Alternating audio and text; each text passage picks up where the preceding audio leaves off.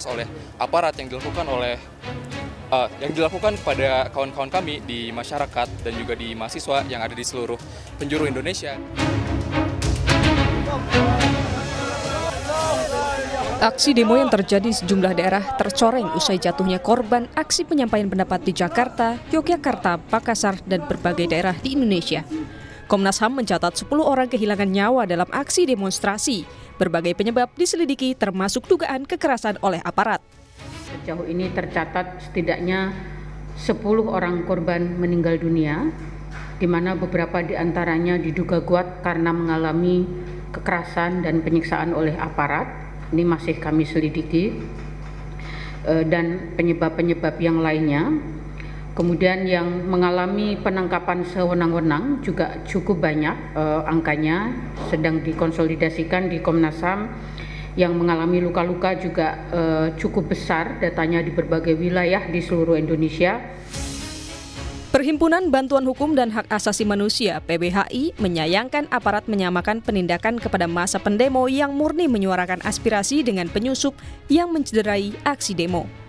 Maka tentu ada kelompok-kelompok pro-demokrasi, mahasiswa, masyarakat yang menuntut haknya untuk lebih baik lagi, itu merasa dipersalahkan, merasa dianggap bahwa mereka bagian dari makar. Padahal tidak demikian, makanya saya katakan, mapping mana yang perusuh mana yang bukan itu penting. Kalau mengatakan bahwa ini ada demonstrasi yang disusupi, maka siapa yang menyusupi itu tidak pernah dijawab. Sementara itu, penasihat ahli Kapolri meyakini ada penggerak dari para pelaku perusakan, sehingga perlu antisipasi dari kepolisian. Namun antisipasi yang lebih besar dari Polri bukan untuk memberangus kebebasan. Kan kemudian dipelesetkan seakan-akan kita memberangus kebebasan, itu yang harus diluruskan di lapangan. Jadi anarkisme ini karena udah terlalu terbiasa gitu ya, terbiarkan. Seperti kemarin hari pertama, hari kedua itu kan polisi kan terlalu pasif itu. Akhirnya apa? Kita diserang habis-habisan. Karena kalau waktu itu kita responsif ya, kita mesti timbul martir itu, lebih parah lagi itu kejadian kemarin akibat daripada ada musibah adanya ojol yang meninggal itu. Jadi ini jelas ada penggerak Pak. Cuman untuk yang gerakkan itu siapa? Itulah kita sulit untuk menangkap. Tetapi penggerak itu kita yakin ada Pak. Jadi mari kita hadapi bersama-sama gitu.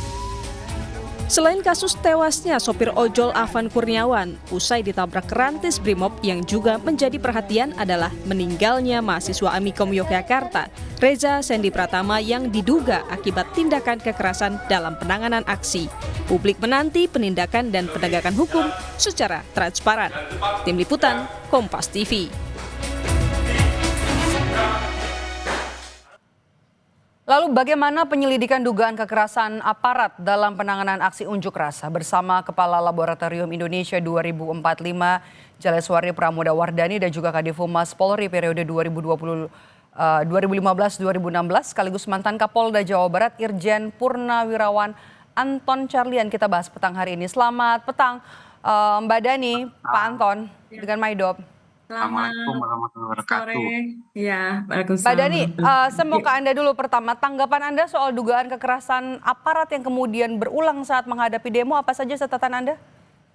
Iya, saya rasa kalau kita melihat pendemo itu sendiri, kita kan tahu bahwa kita melihat itu bukan hanya mahasiswa atau kawan-kawan driver ojol yang sedang menunjukkan solidaritasnya, tetapi di sini kita melihat bahwa ketika kita bicara soal pendemo, itu adalah kita bicara sebuah entitas yang heterogen.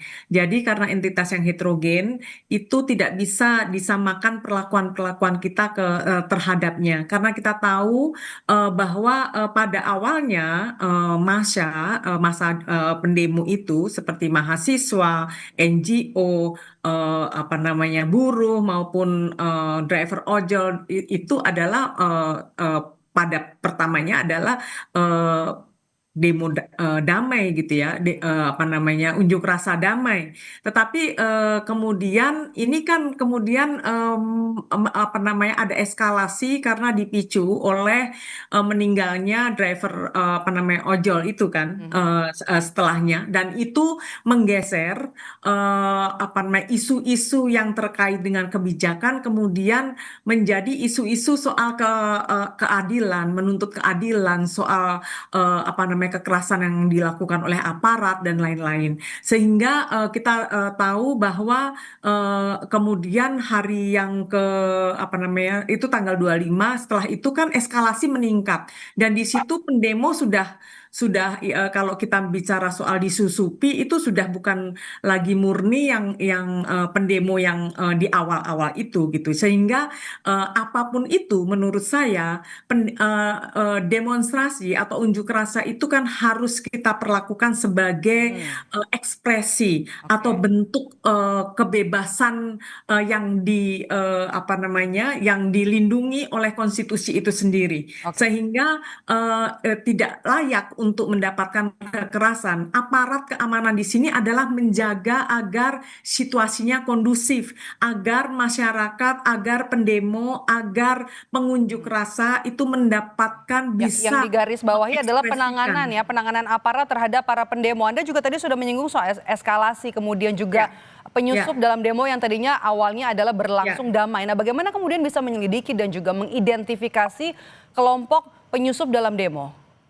Ya, saya rasa ini kan sering ya Mbak ya disampaikan ya soal penyusup dan penyusup ini selalu digambarkan aktor-aktor yang sebetulnya tidak jelas juga siapa penyusupnya, tidak berhasil untuk disampaikan dan lagi-lagi kerap disampaikan bahwa justru penyusup-penyusup itu aktor-aktor yang awalnya melakukan demo atau unjuk rasa damai gitu ya. Seperti kita ketahui bahwa ada NGO yang ditangkap, ada mahasiswa yang dipukuli dan kita tahu bahwa kalau tidak salah sampai hari ini ada 10 orang yang sudah tewas dalam aksi unjuk rasa ini. Sehingga kalau dalam jangka pendeknya ini pemerintah harus melakukan hal-hal yang secara tegas, cermat, tepat untuk dalam jangka pendek ini. Satu adalah secepat-cepatnya dibentuk tim investigasi. Tim investigasi ini adalah untuk kita sudah dapat tahan di situ Mbak Dani. Saya mau ke Pak Anton. Pak Anton, menurut pengalaman Anda selama Anda berada di kepolisian, mengapa penyusup sulit untuk dideteksi, penyusup yang ada dalam demo? Ya karena saat itu kan justru pendemonya itu multi, jadi kompleks. Nah, sementara penyusup-penyusup itu kan memanfaatkan situasi dan membuat trigger. Di dalam salah satu teori demo kita juga pernah jadi ya unjuk rasa menyampaikan aspirasi, ada yang disebut trigger. Nah, ketika trigger terjadi, ini situasi ini sudah berubah. Makanya asalnya kan situasi itu eskalasi itu dari mulai hijau, kuning itu masih dalmas dari Sabara. Nah, ketika eskalasi meningkat merah, makanya yang menangani adalah dari Brimob. Nah, ketika Brimob sudah ke depan, itu berarti eskalasi sudah merah dan sudah terjadi kekacauan-kekacauan. Nah, di mana di sini para penyusup itu sulit ditangkap karena tersebar banyak. Dan salah satu bahwa ini walaupun pro dan kontra, tetapi saya berdasarkan pengalaman ini demo ini ditunggangi. Ciri-cirinya apa? Ketika ditunggangi itu, satu, ketika sudah terjadi pengerusakan, kedua, adanya bom molotov, ketiga, adanya penjarahan. Karena demo yang murni, khususnya para adik-adik mahasiswa itu tidak pernah melakukan hal-hal yang bersifat melawan hukum. Nah, justru ini disinilah kita tahu bahwa ini ada penyusup. Nah, makanya di sini ketika kondisi sudah kompleks, nah tim-tim intelijen Polri yang ada berbaur ini kan, ini mau menangkap yang mana? Nah, makanya ketika ada yang bawa bom molotov langsung ditangkap. Pak Anton, Anda masih respons Anda, Mbak Dani. Mbak Dani? Sepertinya kita juga mengalami kendala komunikasi. Kami coba perbaiki hubungan komunikasi kami dengan Jaleswari Pramodawardhani dan juga Anton Carlyan Usut tuntas dugaan kekerasan penanganan demo yang jadi topik kita kali ini. Demo yang tadi juga disebut sebelumnya juga berlangsung damai, kemudian disebut ada penyusup yang kemudian membuat demo yang terjadi di sejumlah daerah di tanah air pada tanggal 28 Agustus hingga awal September ini berujung ricuh.